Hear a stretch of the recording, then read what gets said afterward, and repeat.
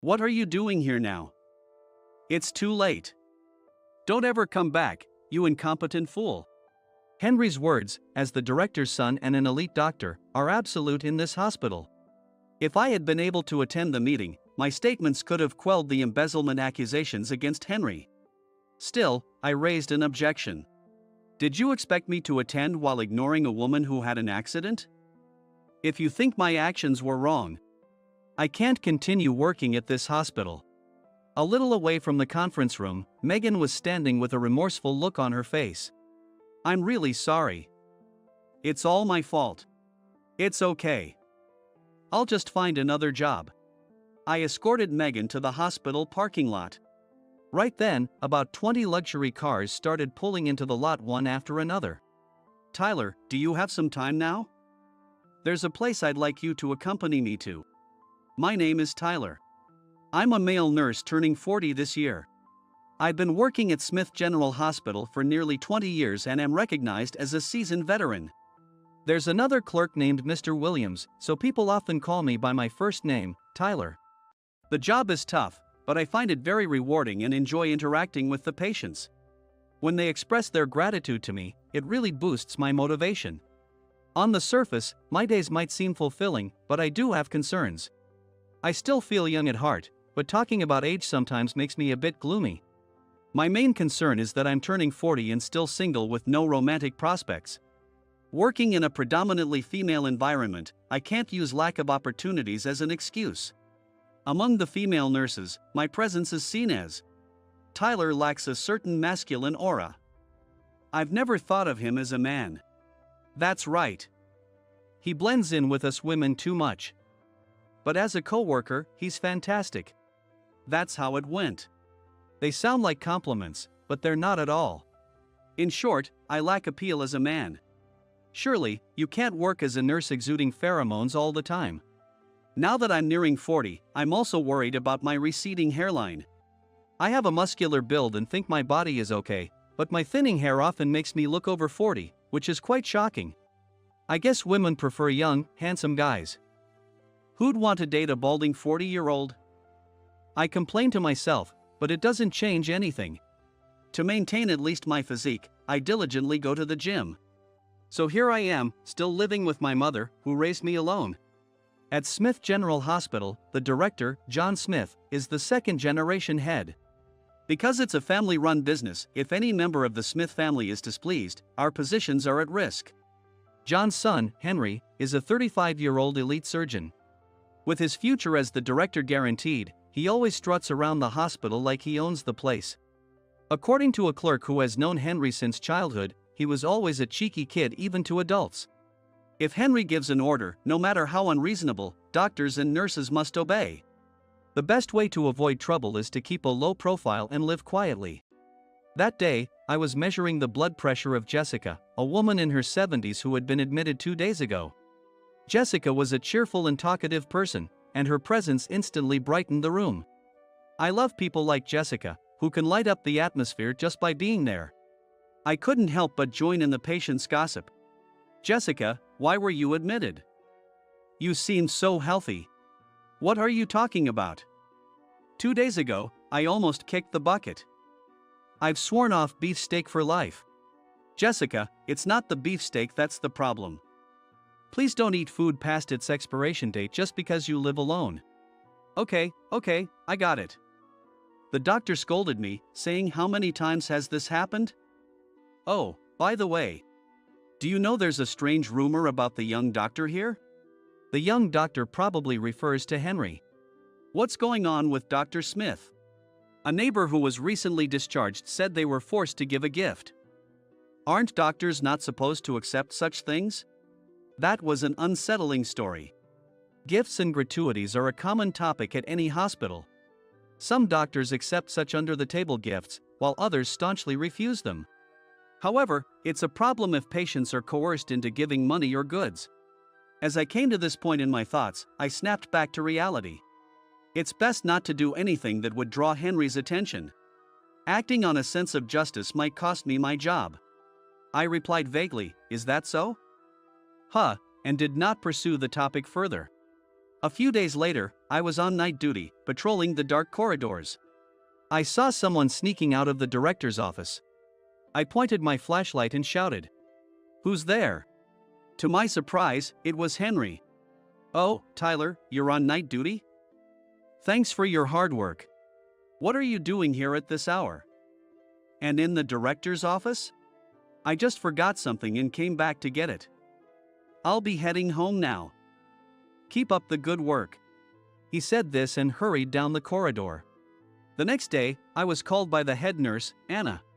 "Tyler, you were on night duty last night, right? Did you see anything unusual? Like someone coming out of the director's office?" I replied casually. "Oh, yes, I saw Henry coming out of the director's office." I knew it. I had a feeling something was off. There's a rumor that Henry is embezzling funds. This morning, accounting reported discrepancies in the finances. Despite my efforts to avoid Henry, I had stumbled into trouble. That afternoon, I was summoned to Henry's office. "What can I do for you?" Henry sat at his desk, grinning, and handed me a thick envelope. "There's $2,000 in here. Change your testimony for me, will you?" At first, I didn't understand. Testimony? Oh. You mean about seeing you outside the director's office last night? Yes. There's a meeting tomorrow at 2 p.m. You'll be asked to attend. I want you to say you were mistaken and didn't see me. Is $2,000 not enough? I was caught up in something unpleasant. I wanted to escape, but that wasn't an option. Do you think saying it was a mistake will suffice? You could say you saw someone else or that you were sleepy and dreaming. Just make sure I don't get implicated. So, I need to play dumb. Getting more involved could be disastrous. Alright, I'll testify that way. But I don't need the $2,000. Fine, if you don't want it. Just make sure you testify correctly. I nodded and silently left Henry's office. Just as Henry said, Anna called me that afternoon and told me to attend the meeting at 2 p.m. the next day. At that time, I had no intention of acting on my sense of justice or betraying Henry. The day of the meeting arrived. I wasn't on shift that day, so I only needed to be at the hospital by 2 p.m. Since my place isn't far from the hospital, I usually walk for about 30 minutes for my health. That day, I was walking to the hospital with a heavy heart. Suddenly, a red car sped past me, swerved, and crashed into a utility pole. The bumper flew off, and I saw the airbags deploy. Oh no! This is bad. I looked around, but no one else was there. I rushed over to the car. "Are you okay? Are you hurt?" The driver was a woman with long hair, conscious but in shock. I prioritized getting her out of the car and opened the unlocked door. "Here, grab on. Let's get away from the car." She extended her arm, and I carefully helped her out and guided her to the side of the road. I gently seated her on the sidewalk on the opposite side of the car. "Are you all right? Any injuries? Let me check your pulse." I took her wrist and checked her pulse with practiced ease. "It's stabilizing. Do you have a headache or blurred vision?" She shook her head slightly. "I couldn't sleep at all last night."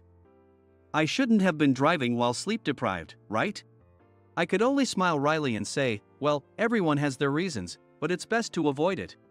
Though she seemed uninjured, she was clearly in shock. That was terrifying. It's my first accident. I should call the police, right? Yes, that's right. Fortunately, no one else was involved, so there's not too much to worry about. She looked at me anxiously and asked, "Will you stay with me?" I nodded.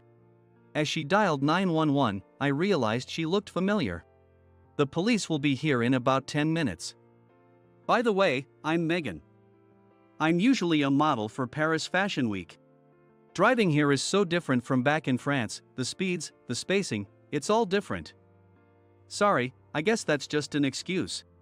A model for Paris Fashion Week, someone I'd never expect to meet. You work as a model overseas. That's amazing. I think I've seen you somewhere before." Megan blushed slightly and smiled at me. "I appear in ice cream commercials in the States. Maybe that's where you've seen me." Yes. The ice cream commercials. They're so memorable. Is that really you? I got excited, my voice cracking a bit. Seeing my reaction, Megan seemed to finally calm down and smiled slightly. I'm not wearing any makeup, so it's hard to recognize me. And causing such an accident is so embarrassing. I had always thought she was incredibly beautiful in those commercials with her mysterious aura. No, you look beautiful even without makeup. I'm Tyler. I work as a nurse at Smith General Hospital just down the road. Megan, now fully calm, handled the police well when they arrived. I gave my statement as a witness. After the car was towed away and everything was settled, I checked my watch. It was already 3 p.m. Looking at my phone, I saw multiple missed calls from Henry right up until just before 2 p.m. I hadn't noticed them because my phone was on silent mode. I hurriedly called back, but his phone was off, likely still in the meeting. What should I do? Can I still make it to the meeting? I'm so sorry. You had an important meeting, didn't you?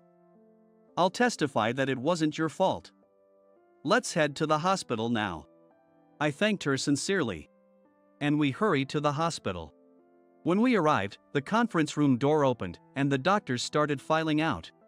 I spotted a doctor I was friendly with and quietly asked, "Is the meeting over?" "Yes. Without your testimony, Henry got a 3-month salary reduction. You could say he got off lightly. And you were fired for not attending the meeting." As I stood there in shock, Henry was the last to leave the conference room. When he saw me, he glared with an intense expression. "What are you doing here now? It's too late. Don't ever come back, you incompetent fool." Henry's words, as the director's son and an elite doctor, were absolute in this hospital. I should have made it by 2 p.m., but I came across a woman who had an accident and got delayed giving a statement. If I had attended the meeting, my testimony could have cleared the embezzlement accusations against Henry. I don't want to see your face. Get out. Was it really necessary to attend while leaving the woman who had the accident unattended? If you say my actions were wrong, then I cannot work at this hospital. Megan was waiting near the conference room. But now, her explanation wouldn't change anything. "I'll quit this place on my own terms," I said. "Thank you for everything," then turned and walked toward the exit. Outside the conference room, Megan stood with a regretful expression. "I'm so sorry. It's all my fault." "It's okay. I'll just find another job. Sorry for involving you. Did you have plans? Should I call a cab?" "No, I called someone to pick me up." "Tyler, could you walk with me to the parking lot?" I walked beside Megan to the hospital parking lot. Suddenly, several black luxury cars started arriving. 1, 2, 3, 4. How many are there? I counted and saw a total of 20 luxury cars pulling into the parking lot. What is this? Does it take this many cars to pick up a model? Megan looked puzzled. For shoots, photographers and staff travel in separate cars. It's normal for 10 cars to show up. Oh, I see. That's how it is. I thought, realizing Megan's world was entirely different from mine. Tyler, do you have time? There's somewhere I'd like you to go with me. Sure, I guess. I wasn't planning to job hunt today anyway. Megan smiled brightly and said, "Thank you." A man who got out of one of the cars had a powerful physique, but what surprised me most was that he was wearing a black tuxedo. "Please hurry, it's about to start." Got it. Megan got into one car. When I was about to follow, a burly man pointed me to another car, saying, "You go that way." Once inside, the car started smoothly. The interior was surprisingly spacious. "Please change into this," he said, handing me a black tuxedo like his. I was reluctant, but realized blending in would help me not stand out. As I finished changing, I noticed the outside noise growing. Traffic was controlled, and the car moved according to the instructions of the security guards outside. Eventually, the car stopped, and the door opened. Outside, Megan, in a gorgeous crimson dress, stood smiling. She took my hand. "We're filming a commercial. I'm walking the red carpet at an event in New York." When I told them about you, they thought it would be interesting for you to join. Is that okay? What? Me in a commercial? No way. I'll ruin it. Then a short man, presumably the director, appeared beside Megan. Don't worry, don't worry. We'll only film you from behind. You're in good shape. We initially planned for you to be an extra. But now I'd like you to escort Megan. I felt so embarrassed that I wanted to cry. Please, give me a break. I won't be able to watch TV ever again. We'll just show a glimpse of your back. Please, the male model we had scheduled got sick and can't make it. Please, Tyler. We'll make sure no one recognizes you. Just help us out. I thought it over for a moment. Commercials are only a few seconds long anyway. If only my back is shown, hardly anyone would recognize me unless they know me very well.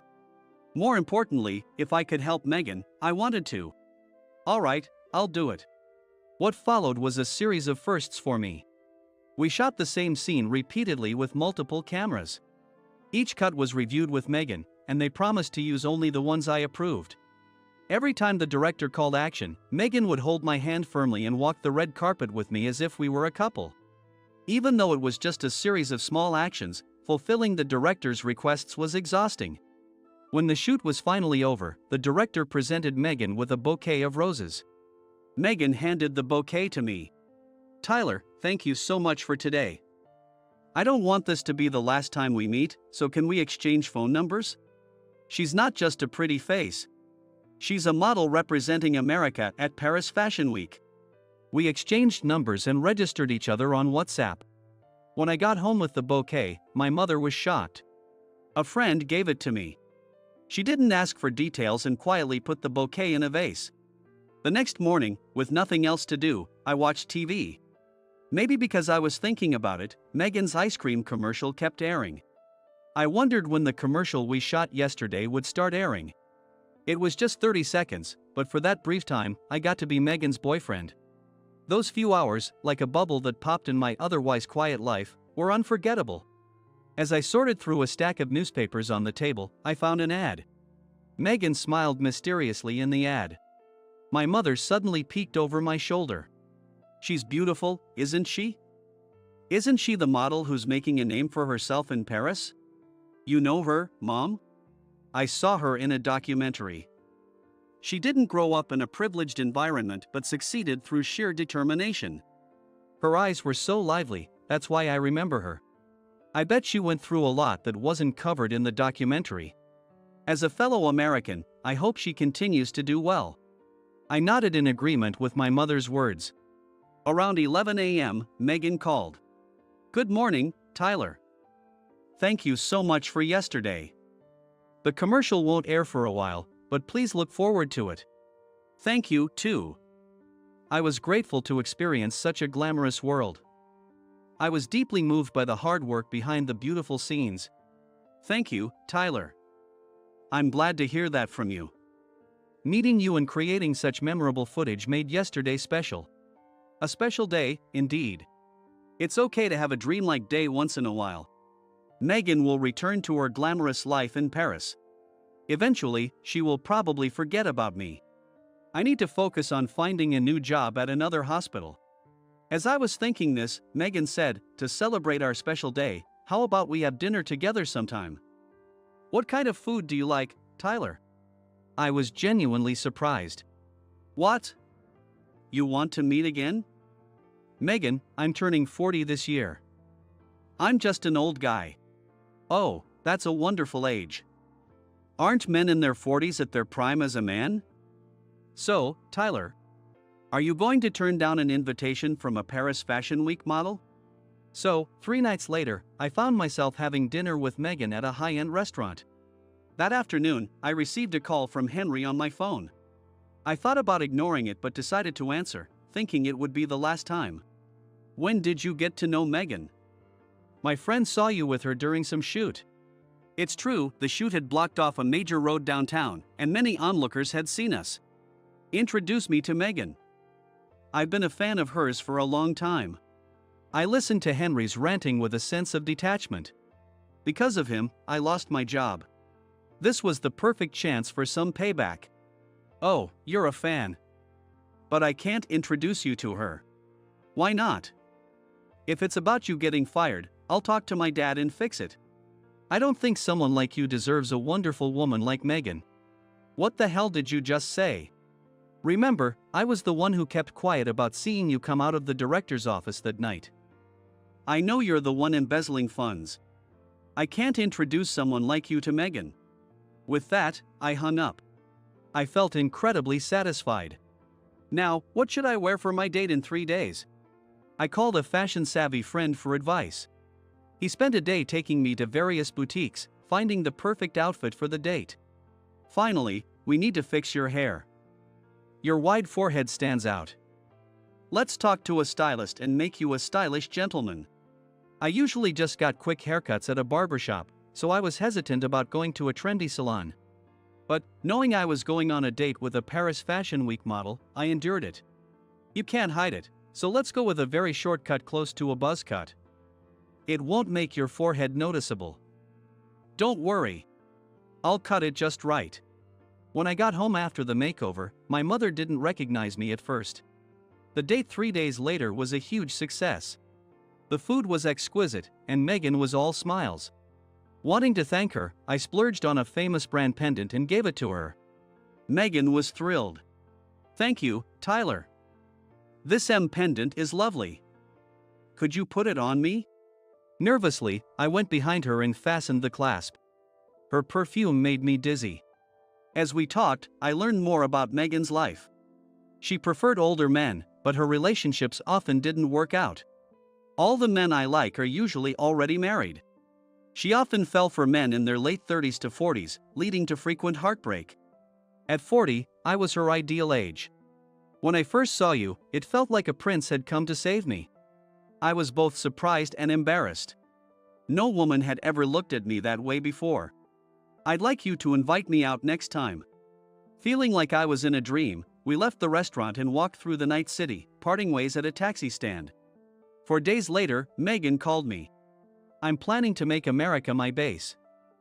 I'll still go to Paris, but I'm giving up my apartment there. I want to be with you more. Don't sacrifice your career just to be with me. It's not right, Megan. To achieve my true dream, I need you. What's your true dream? I'm a 28-year-old woman. Do I have to spell it out? I was at a loss for words. Soon, rumors spread about Megan having a handsome, bald boyfriend. I received several interview requests, surprising my mother and making me bolder. I began to realize that Megan was indeed my girlfriend. As we went on more dates, I discovered that Megan had a fairly down-to-earth side. On our first date, she said she still had her guard up and couldn't completely relax. Since I wasn't wealthy, we often had inexpensive dates, like going for barbecue or visiting antique markets. When my birthday came, Megan gave me a gift, and I was able to accept it gratefully. The wrapping paper and box looked familiar. When I opened it, I found it was the same pendant with an M that I had given Megan, but this one had a T on it. Thank you, Megan. I'll treasure it. I have an idea. I'll give you my pendant, and you give me your T. That way, we can always feel connected to each other. That's a great idea. Let's do that. It felt like a sacred ritual. Megan placed the pendant around my neck, and I put the T pendant around hers. I was now accustomed to her perfume, and its pleasant scent remained the same. I wondered what our lives would be like by my next birthday. After being fired from Smith General Hospital, I found a job at a new clinic. It was Megan's regular clinic, frequented by many celebrities incognito. Soon, those celebrities began referring to me as Megan's boyfriend. I started working at a clinic with a luxurious atmosphere and beautifully clean interiors, and I can see myself becoming more refined. I also find the tasks I'm entrusted with to be very rewarding. As for Smith General Hospital, I was able to hear about its current state from a former colleague who still works there. Henry continued his embezzling, causing headaches for the accounting department. I should follow Tyler's example and leave. That hospital has no future. It's big, but if something happens to the director, Henry will take over. and the hospital will quickly go downhill. Soon after, my colleague left for another hospital. Then Henry made a bigger mistake. A medical error. He accidentally instructed that the wrong medication be added to a city councilman's 4-drip. The city council member was in critical condition for a while. The blame quickly fell on Henry, causing a scandal. The councilman sued, and the hospital had to pay a hefty settlement, leading to its bankruptcy. The doctors and nurses who worked there were able to transfer safely to other hospitals, but no hospital was willing to hire Henry, who had committed a medical error. He now lives quietly in the same mansion as his father. A year later, Meghan held a press conference with fashion magazine journalists to announce our marriage. Of course, I was her fiancé. Meghan drew a portrait of me and showed it to the cameras. Most of the reporters already knew my face, and they laughed, saying it didn't look much like me. We had a small wedding in Hawaii, inviting only close friends and family. It was my mother's first trip on the plane, and I think it made her happy. Even though Meghan is a top model, making our marriage somewhat of a mismatch, I am proud of who I am. I will continue to work hard, supporting Meghan so she can enjoy her career to the fullest.